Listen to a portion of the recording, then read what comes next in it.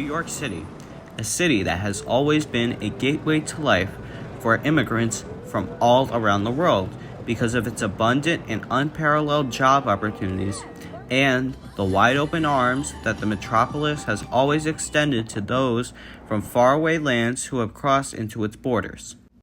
Beginning with those who set sail from foreign lands and enter New York via Ellis Island more than a century to 150 years ago, it's a city that has been built on the boundless dreams and the hard work of immigrants.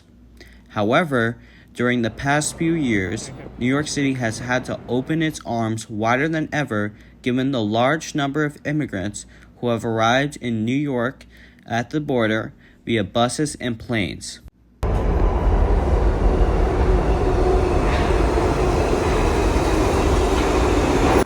My name is Brett Scholz. I'm 15 years old and I live in New York City on the Upper West Side. I'm a sophomore at a high school in the Bronx called Fieldston. I made this documentary because I am fascinated by the topic of immigration. I also made this documentary to tell my story about all of the fascinating information I have gathered and learned about immigration in New York City. In order to learn more about recent immigration with New York City, on a sunny but frigid weekday afternoon in December 2024, I met with Councilmember Gail Brewer, who represents the 6th Congressional District on the Upper West Side of Manhattan, which is where I lived. Councilmember Brewer graciously spoke with me at length at her bustling office on the Upper West Side of Manhattan. During my interview with her, she provided me with a wealth of information about immigration in New York. One of the first things that she told me is that every immigrant who enters New York wants to find employment so that they could survive and make a better life for themselves and their family, but that they also face significant challenges when they arrive here. Well, there are lots of challenges that immigrants coming to New York City face, particularly in the last couple of years. I've been working with them nonstop. Number one, they arrive and they don't have working papers. And so they all want to work. In some cases, can get temporary working permits, but many cannot. But the question then becomes, if I don't have any of the above, that's why you see people out selling fruit and candy in the streets. And people get upset with that, but I feel like that's how they're surviving and they're not hurting anybody. I then asked Councilmember Brewer about the children who have immigrated to New York and who need to be educated, how New York has handled their integration into the city's school system, and the effect of their presence in the school. Her response was very positive. The Department of Education has been the star in this.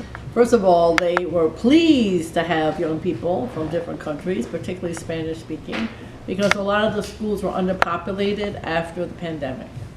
Second, a lot of schools have dual language, but if you don't have dual language students, then you're not going to have a dual language program. So they're really happy to have Spanish speaking students and mixed in with English speaking students. Good for everybody. Every student who is in a public school brings state money with him or her. He brings some money just because that's how the state, it's a formula. Guess what? If you're in a shelter, you bring extra money. So that school got extra money for those students because they have extra needs, obviously, social services, etc. So there's many reasons that this has been a plus.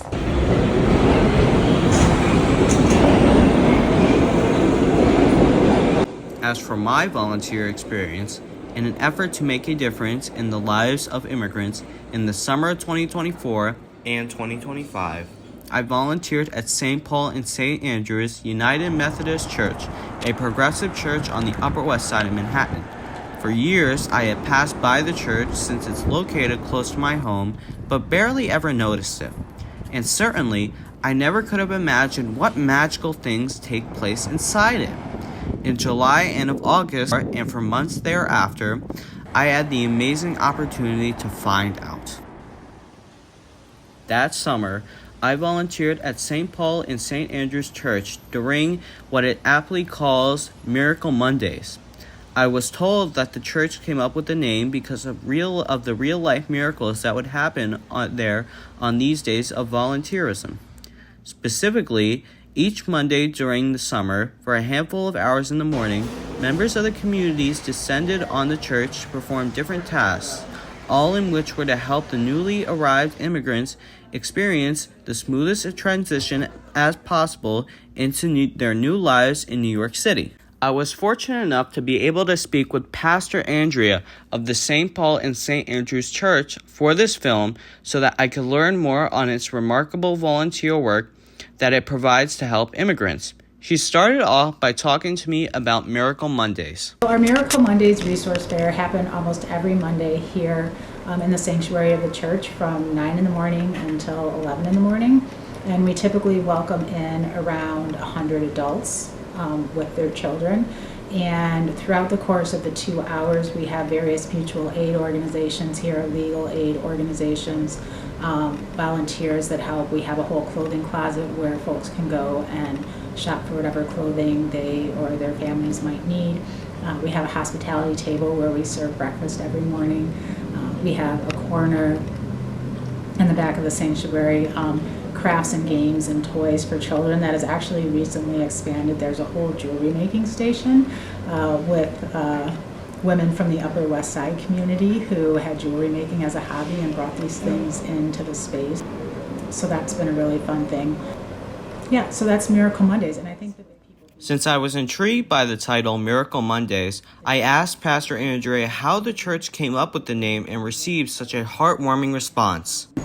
We had a father come into the space who had come straight from the hospital. His wife had just given birth to a baby, and he needed a car seat in order to be able to leave the hospital.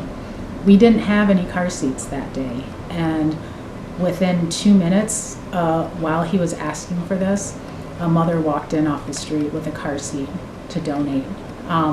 Then she heard the story and got on the phone and got on her mom's group from the school, and before the dad left, he had a car seat, a stroller, everything. So those are the types of miracles that happen just by people showing up with kindness and compassion.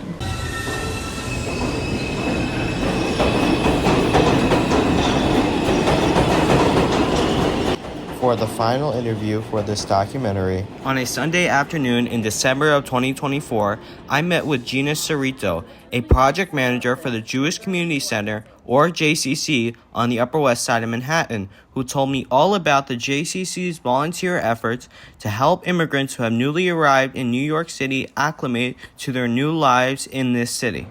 I asked her to begin by telling me about herself, her position at the JCC, and generally speaking, what volunteer work the JCC has done to help the newly arrived immigrants. I work for the JCC Manhattan for the center, the Joseph Stern Center for Social Responsibility. I have been there for a couple of months, but I was doing a lot of this work before. I'm one of the co-founders of D3 Open Arms, which stands for District 3 Open Arms. And myself and the JCC, and now I wear two hats because I also work with the JCC, started a coalition that brought together schools, houses of worship, elected officials, community-based organizations, museums, all these people to come together once a month to best meet the needs of immigrants. It's been really exciting to do this work, and the JCC has been at the forefront of making sure that their neighbors are equipped to best learn and take some of that burden off the schools that received a very large amount of immigrant children in a very short period of time. I then asked her what other services or programs the JCC offers immigrants. One thing is the R&Rs that the JCC has. We had a room set up all in with Spanish books and places for people to come and stay, and that's been wonderful. The partnership with St. Paul and St. Andrews has been incredible. We've been able to help and assist New Yorkers and find out the real needs, not what we all assume a need might be in the moment, and to really talk to the people, find out what they need, and then meet those needs.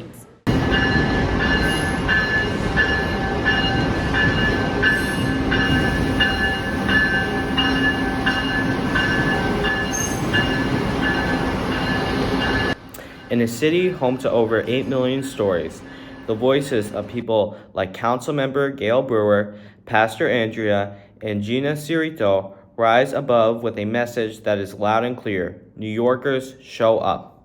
From the millions who immigrated through Ellis Island to the thousands immigrating to New York City today, New York has always been shaped by those seeking a better life. From church basements to community centers, from government offices to sidewalks, New York rallies for those starting over. It's not always easy, but day after day, the quiet acts of kindness and powerful displays of solidarity, strangers become neighbors, and neighborhoods become lifelines. The people in New York City are building bridges across languages, cultures, and boroughs, because here, we don't just welcome immigrants, we walk with them. This is New York City, magnificent, resilient, and united by the belief that everyone deserves a chance to belong and a place to call home.